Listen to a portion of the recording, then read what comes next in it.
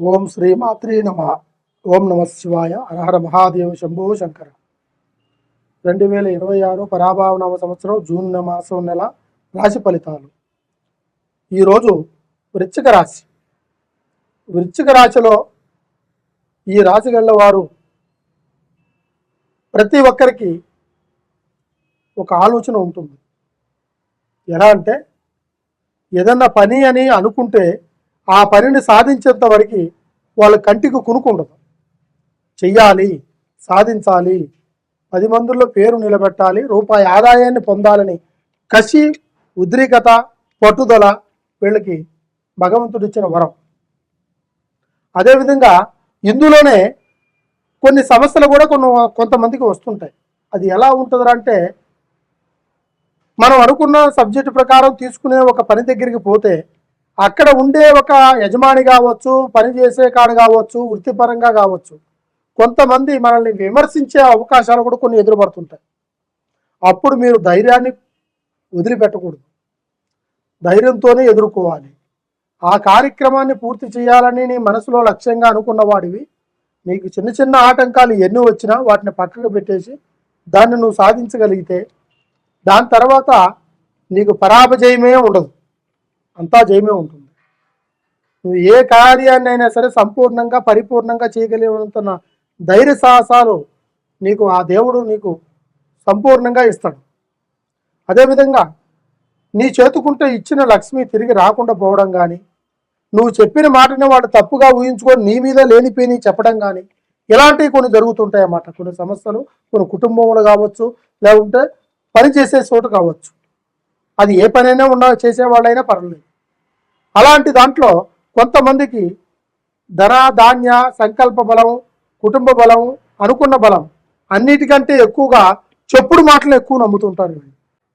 అయితే ఈ రాశిగల్ల వాళ్ళ దాంట్లో, వృశ్చిక రాశి దాంట్లో ఎక్కువగా చెప్పుడు మాటలు ఎక్కువగా వినడం, ఆ చెప్పుడు మాటలను బట్టి వీళ్ళ ఆలోచనల్ని, వీళ్ళ ప్రవర్తనని, వీళ్ళ నడవడికిని మొత్తానికి మార్చుకుంటుంటారు. అప్పుడు ఏమవుతుంది అంటే వీళ్ళు అనుకున్న లక్ష్యాన్ని, అనుకున్న గమ్యాన్ని వీళ్ళు చేరుకోలేరు.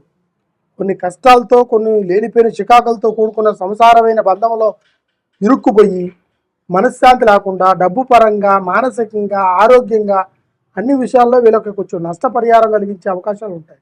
ఎందుకంటే నేను ముందుగా చెప్పాను, వీళ్ళు ముక్కుసూటుగా పోయే మనుషులు. ఏదైనా సరే నేను నా అనుకున్నది కాకుండా చెప్పుడు మాటలను పట్టుకొని దాన్ని బట్టే నడుచుకుంటూ పోతుంటారు. అయితే ఈ రాశిగల వారిలో ఎక్కువగా అప్పుల బాధలు ఎక్కువగా ఉంటాయి. ఈ అప్పుల బాధల వల్ల వాళ్ళు మనశ్శాంతిని కోల్పోతారు. తర్వాత డబ్బు సంపాదించాలనే కసి ఉంటుంది, సంపాదించిన డబ్బులు నిలబెట్టుకుంటానికి అవకాశం ఉండదు. రూపం అనేది ఏ రూపంలో ఖర్చు అయిపోద్దో తెలియదు. సంపాదన తగ్గినప్పుడు మనిషి ఆలోచనలు, తర్వాత వాడి నడవడికలు, తర్వాత అధికమైన ఆశలకి గురెక్కువ అవుతుంది. అప్పుడు మనం అప్పు చేయాల్సి వస్తుంది. కానీ తొందరపాటులో మనం తీసుకునే నిర్ణయం వల్ల జీవితాంతకాలం బాధపడాల్సి వస్తుంది. జీవితంలో మీరు ఆలోచించాల్సింది ఒకటే బాగా, జీవితం వేరు, జీవించడం వేరు. ఈ రెండు మనిషి జీవితంలో ఇంపార్టెంట్.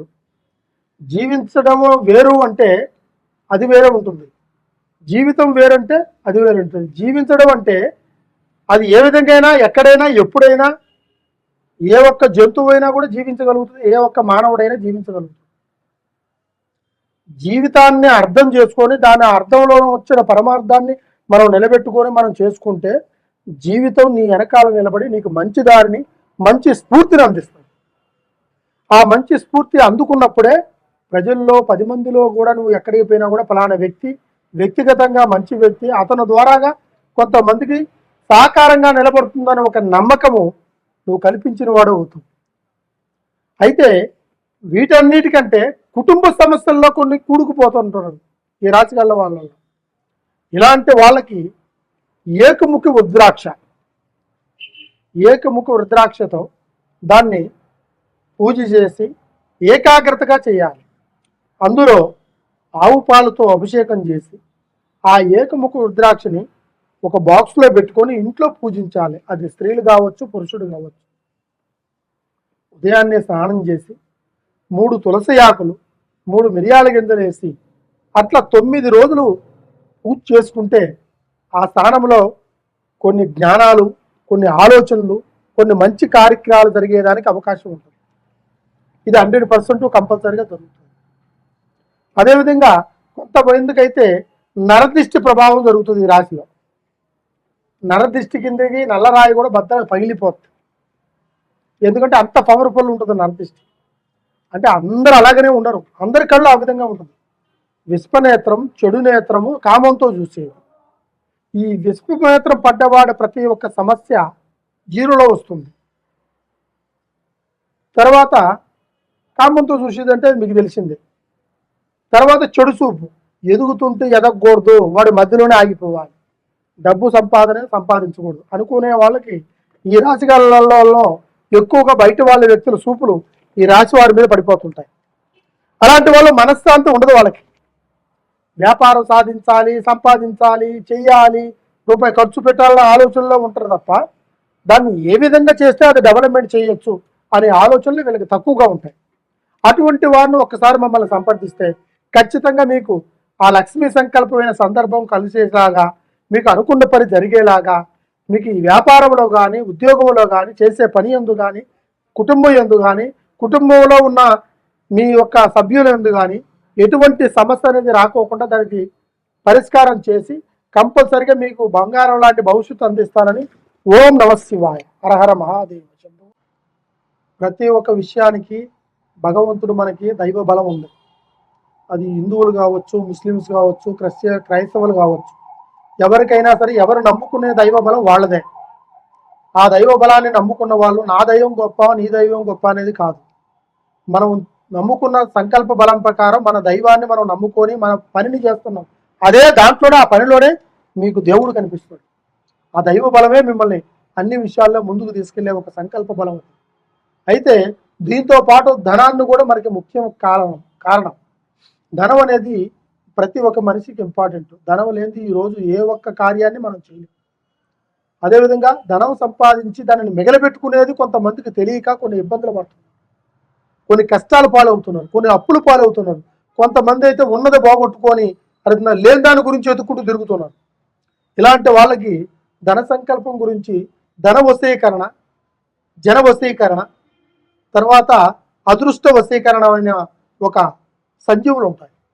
వాటిని మనం భద్రాచలం అడవుల్లో కానీ, తర్వాత గృహ సంకల్పంలో కానీ, శ్రీశైలంలో కానీ ఇలాంటి కొన్ని సంజీవులు మనకి దొరుకుతాయి. అలాంటివి మనం తెప్పించేసి ఆ 3 సంజీవులు మనకి ప్రతి ఒక్క మానవుడికి ఇంపార్టెంట్. ఆ 3 సంజీవుల్ని ఒక నల్లగుడ్డలో పసుపు కుంకుమ వేసి అందులో 3 తెల్లటి గవ్వలేసి ఈ 3 ఒక సంజీవులను అందులో పెట్టి మనం బీరువాలో పెట్టుకుంటే ధన సంకల్పం, తర్వాత మీరు అనుకున్నట్టుగా జనాకర్షణ, తర్వాత మీరు ఏ కార్యం చేసినా ఆ ధనం మీకు నిలబడిపోయి ఆ కార్యాన్ని సిద్ధిపడేలాగా చేసేదే ఈ ధన వశీకరణ సంకల్ప బలం. దీన్ని మీరు ఖచ్చితంగా మీరు సంపాదించుకొని మీరు తెచ్చిపెట్టుకుంటే మీకు మంచిది. అదేవిధంగా కుటుంబంలో కొంతమందికి వ్యాపారస్తులు కానీ, లేకుంటే గృహస్థితులు బాగలేని వాళ్ళు కానీ, ఆరోగ్యాలు బాగలేని వాళ్ళు కానీ కొన్ని సమస్యలు ఉంటే ఒక్కసారి మమ్మల్ని సంప్రదించి దానికి తగినట్టుగా కాపర్తో చేసింది, అది సంస్కృతములు ఉంటాయి బేజక్షరాలతో, దాంతో చేసి వాటి గురించి ప్రత్యేకంగా చేస్తారు. అవి చేపిచ్చేసి మీ ఇంటి ఆధ్వర్యంలో పెట్టుకుంటే మీకు దృష్టి, దోష, శనిగ్రహాలు ఎటువంటి మీ స్థానానికి సంభవించవు. తర్వాత అదేవిధంగా మీకు అష్టైశ్వర్య, మనోసిద్ధి, భోగభాగ్యాలు కలిగేటట్టుగా మీకు ఆ కాపర్తో చేసిన తాయిత రూపంలో అది మీ ఒంటి మీద ఉండేలాగా చేసుకోవాలి.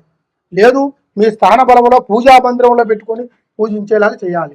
కంపల్సరిగా ఇలాంటివి చేస్తే మీకు ఆయురారోగ్యం, అష్టైశ్వర్యం, మనోసిద్ధి, కుటుంబము, ధనధాన్యము, అప్పుల బాధలు తీరిపోయి ఆ భగవంతుడు మీకు అన్ని విధాలుగా మీరు నమ్ముకున్న దేవుడు మీకు ఎన్నెనకాల నిలబడి ముందు దారి చూపించేలాగా నేను మంచి పరిష్కారాన్ని అందిస్తాను. నమ్మకంతో నాకు కాల్ చేయండి. ఖచ్చితంగా మీకు సంపూర్ణమైన భవిష్యత్తు దొరుకుతుందని. సర్వే జన సుఖినో భవంతు. ఓం నమః శివాయ.